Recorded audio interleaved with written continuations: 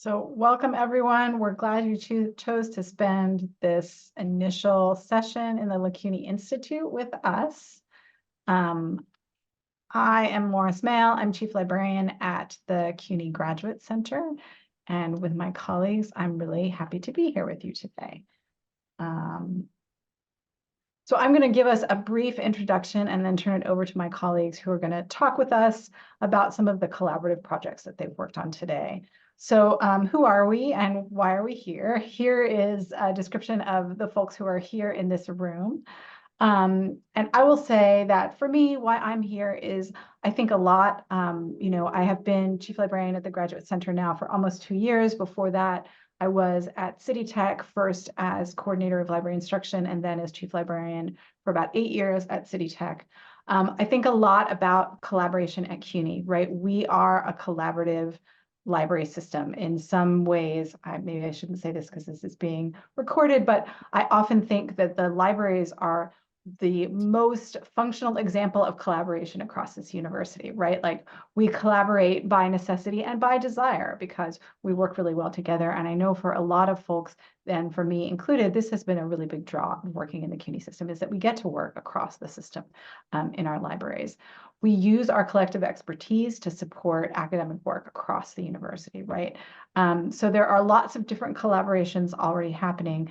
And one of the things that has been really, I think, striking for me recently and in conversations that I've had with Kristin Hart, University Dean of Libraries, is that, we are all facing multiple challenges, the space of higher ed broadly, and especially public higher ed, but at CUNY for sure, the past few years, not even including the pandemic, but including the pandemic, have really presented us with multiple challenges. This is sort of what inspired the thinking about radical collaboration. Like we all have challenges. Our challenges are each slightly different. And we already collaborate so well together. But what kinds of other collaborations might we consider to help us in our work, to make our work more enjoyable, to make our workplaces better places to be and to work and to support our community? So we are going to transition after each of us does a little introduction into a brainstorming space. And we really hope that folks will participate wholeheartedly because we're really interested in a dialogue and in suggestions and in this being the beginning of talking about radical collaboration at CUNY and not the end. So with that, I will turn it over to my colleagues, Alison and Eric. Hello, so happy to be here today. Thank you so much, Maura. I'm Alison Lehner-Quam, education librarian at Lehman College. And Eric and I are here representing the Education Librarians Affinity Group. And I just want to mention that librarians with subject liaison responsibilities find their work connected really closely to their disciplines, all of which have unique demands and requirements. And as liaisons to professional degree programs at CUNY, this may involve certification, licensure, standards, unique collection building, and career-focused research. Affinity groups for subject liaisons provide an opportunity to offer support and mentoring, to share resources, and to build community around shared work responsibilities. And as a subject liaison, you are the expert on your campus in how the library can serve that academic department and the students in the program. Collaborating with others with that same kind of responsibility across campuses can be really, really helpful. So Kristin Hart inspired the development of this education affinity group when she attended a Lehman Library faculty meeting a few years ago. She mentioned her interest in developing subject librarian affinity groups, and I was inspired by that because I'd been a participant in a tri-state education librarian group, and the librarians in that group provided excellent mentorship to me as I started my work as the education librarian at Lehman in 2011. Eric Silberberg, who's the instructional design and education librarian at Queens College, and I started planning for the first meeting of the affinity group in fall 2022. our group of education liaisons has been meeting monthly during the academic year since then, sharing resources, researching together to learn more about curriculum changes and working on projects to help better our work. And we've been building community. And so one of the breakout discussion rooms will focus on collaboration and all the aspects of collaboration related to getting an affinity group going in a discipline.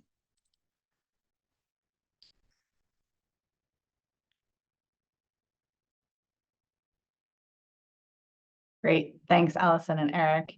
Next up is, sorry, too many windows, Thomas.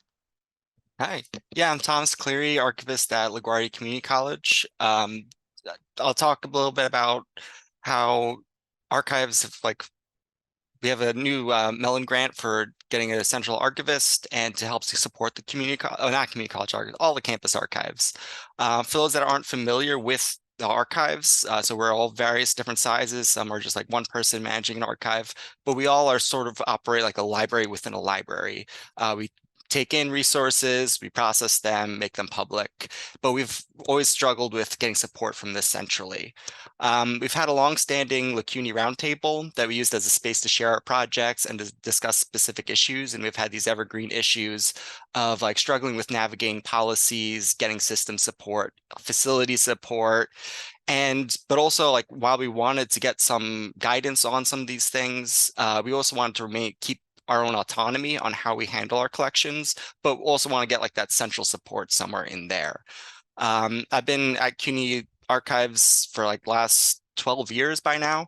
And it's really culminated to a spot of like all these conversations, all our discussions on it, arguments about it, have like led us to collaborate and really develop our profession to sort of get consistent messaging about what we need from mostly OLS or from our own chairs, from our own campuses to like get the funds that we need, the materials that we need, and sort of develop like how do you get a group within the libraries to come together, meet regularly, hash out the issues that we have, and eventually get support that could lead to something that's a bit more central organized to actually support individual groups, but in a consistent way.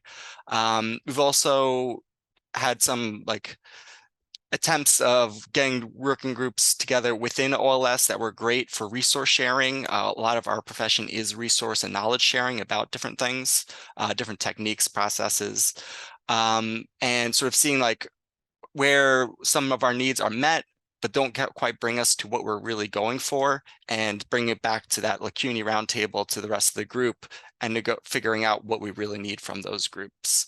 So it's been a long process, but we're hopefully to finally get some centralized support, and it's been great working with all the groups. And I think we'll pass it to Elvis now. Thanks, Thomas. Yeah, hey everyone, welcome. I'm glad to be here today. I'm the head of reference at the CUNY Graduate Center Library. And I feel like we all do such deep collaborative work at CUNY, which is really amazing. So I'm looking forward to hearing about that in the breakout rooms. I kind of came into this in the lens of chat reference. So through Lib Answers, we all are sort of contributing hours of our time to the CUNY co-op, which is that kind of backup system. If your campus doesn't pick up a chat, it goes to the co-op. But some conversations between Kristin, Hart, and I had led to these questions of, well, why are we all logging in, most of the day? Maybe we could have part-time people kind of serve some of that labor so that we're kind of building in a more supported infrastructure for chat. So this is kind of an in-progress concept, but I think the question is there quality control with chat? Like who's kind of overseeing any of it? And I am the co-admin of Lib Answers shared group system, which is the platform where everyone, many campuses are still linked together on the back end. And some have split off. So there's some really different opinions about this, but I think just it's an interesting kind of test case for collaboration. And at CUNY, I mean, I think so many things happen collaboratively. I also see this issue come up with LGBTQ advocacy support across the campuses often happens collaboratively through different councils and committees. And I just find that a real strength of CUNY and serving its students in different ways. So coming at it from various angles. Thank you. Terrific. Thanks so much, everybody. So apologies for jumping ahead on the slides then late or a little bit earlier.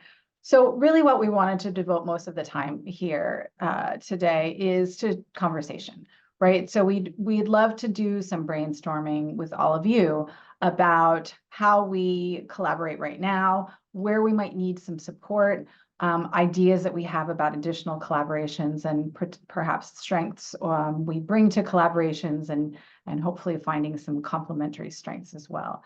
So what we were thinking is that we'd jump into breakout rooms for about between 30 and 40 minutes. We want to leave a little bit of time for questions in the end. And each of us will moderate some breakout rooms. I'm going to put those in the chat in a minute, but these are the breakout rooms that we had put together. I think we may only do 4 breakout rooms at this point because of the number of folks that we have. So if I were editing slides right now, which I'm not, I would edit out group 5. So we'll do 4 breakout rooms, and this is a choose your own adventure kind of breakout room situation. So please feel free to choose whichever breakout room you would like. Once we get into the breakout room, we'll have some framing questions that we can use for discussion when we're in there. So, and then we'll give everybody a 5-minute and a 2-minute warning before we close the breakout rooms. And then we can come back and have 10 minutes or so for further conversation when we get here. Everybody, sorry to pull you all back so abruptly. I feel like even with the warnings, it always seems like it comes back in the middle of a conversation. But I hope that everybody had some fantastic discussions in your breakout rooms, and thank you for using the Padlets. And we really just wanted to leave these last 10 minutes of the session for questions, for if folks, if anyone wants to bring out something that came out in your breakout room, anyone have any fantastic, wonderful ideas for collaboration that we should immediately pursue right now across the CUNY system?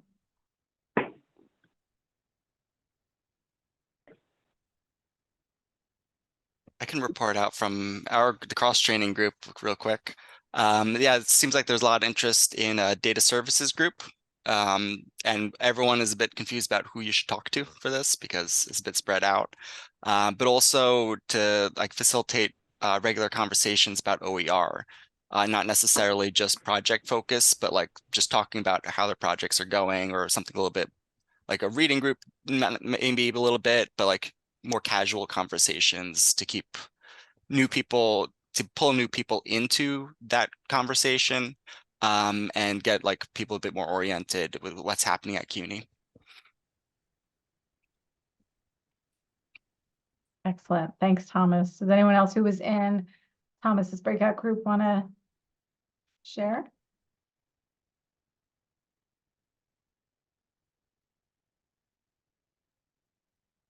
Okay, thanks. Other folks from other rooms want to share anything that they talked about? Go ahead, Alice. Yeah, we had, someone at the end, Ian McDermott, said we should have incentives for collaboration across CUNY. I love that. It's very open, but I liked the concept of it. And then previously, June Lee, who is in our group, said, professional development is a form of collaboration, which I do actually find to be true as well. In some areas are by nature collaborative. So interlibrary loan was mentioned by Beth Posner as being sort of innately collaborative. You need Circ and ILL to be kind of intuitively responding to each other.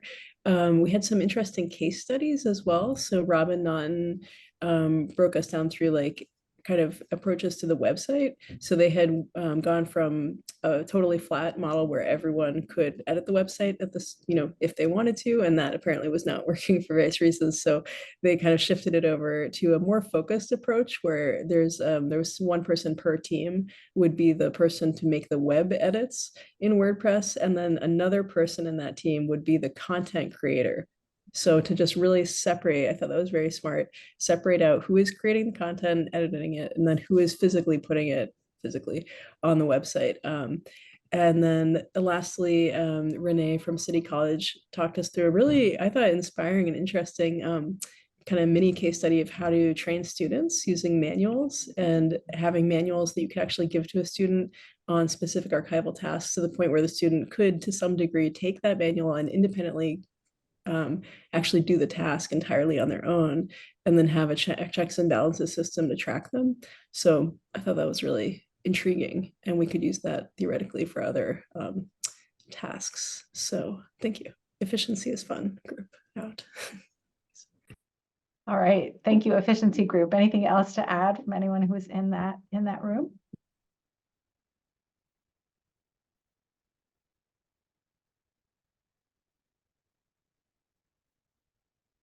Okay. Not to put you on the spot, Alison and Eric, but to put you on the spot, would you like to share a little bit more from the discipline-based affinity groups?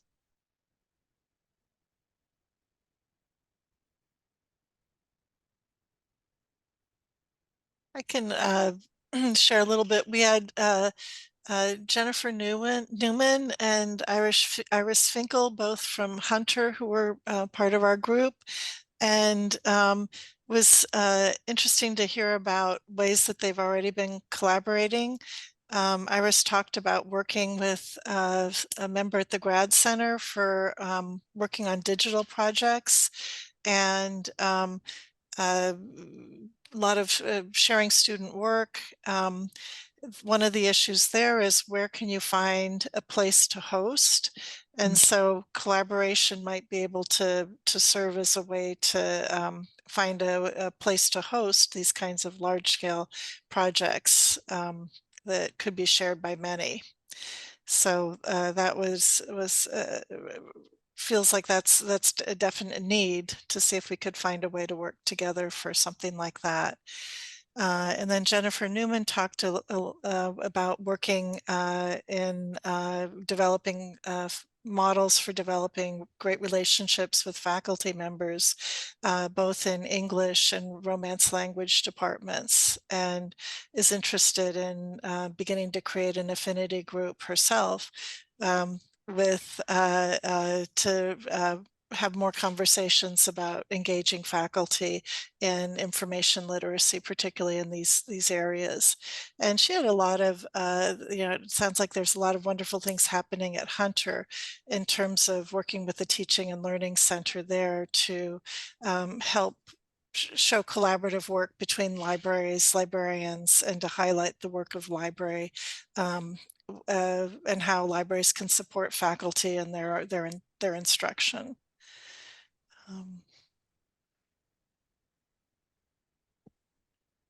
Awesome. Thanks, Alison. Any other additions from there? All right, excellent. And I just want to point out, oh, go ahead, Jennifer. I just wanted to say what came out of this conversation too. I think it was Alison who said this. We were realizing how so many things at CUNY are the same across campuses, but so many things are different. And so, for instance, just talking about a teaching and learning center, how are they different on different campuses? And how is that different from the Center for Online Learning or the Education Tech Center, or are they the same thing? And so it would be useful to have more conversation about that as well. Yeah, thanks, Jennifer. And that actually, I feel like you're reading my mind, because I'm looking at the chat, and also to both Ian and Jill's point, to just have more information about what is happening and about what our expertise is. And I was thinking, I see, Jill, that, thinking about the LACUNY directory, I've also thought, and it will surprise no one to hear me recommend that the CUNY Academic Commons could maybe be useful for that, for us as well, as a place where we could, sort of have everyone put in some about their expertise, and Jennifer, even thinking about, like, on this campus, this is what the TLC, the Teaching and Learning Center, does. This is who's responsible for online education, like sort of this, even just a little bit, just so we kind of know. I think that could also perhaps be useful for discipline-based affinity groups as well, right? Just like making it easier for us to not have to go to 20 different websites to find out who's the subject specialist for English at that library, right? Yeah, so yeah, happy to talk more about that. Thank you so much. And I will say, so group one, Elizabeth and Sean, and I'm sort of looking through Linda and Samantha. And I would say thank you for a great conversation, first of all.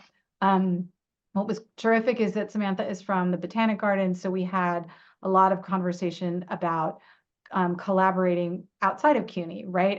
And Samantha told us a lot about the work that they've done, especially with the CUNY schools that are located in the Bronx.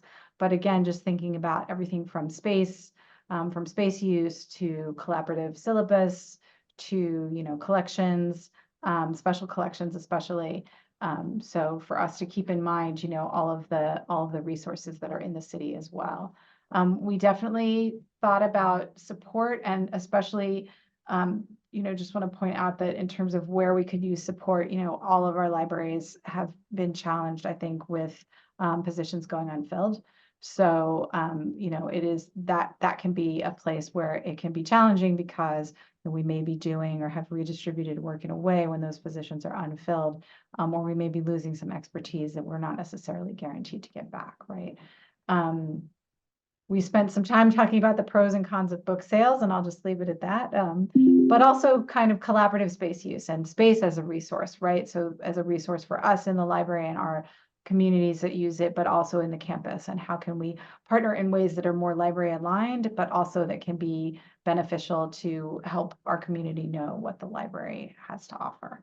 That was a very fast read of the Padlet. Anyone, and I know we're over time. Any other folks from my group want to jump in?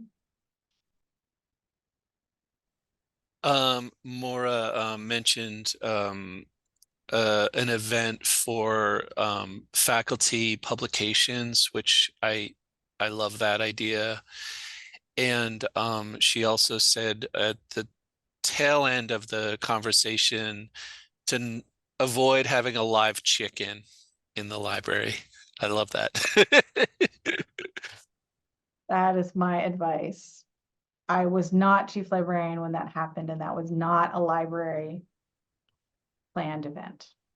We had baby geese on campus yesterday. But not in the library, right? No, not in the library. Yeah. Therapy chickens, exactly. All right, so apologies for keeping everyone over a little bit. Thank you for joining us today. I will share with Nelson and LACUNY folks. Thank you, LACUNY folks, for organizing this and for helping with our slightly wacky breakout room idea. And we'll share all of this out, but what we really hope is that we all keep talking as we're moving forward, because we know that our libraries work so well because we do, and we collaborate together, and we want to keep this conversation going. So thanks, everybody. Be in touch with each other and us, and have a good rest of the day.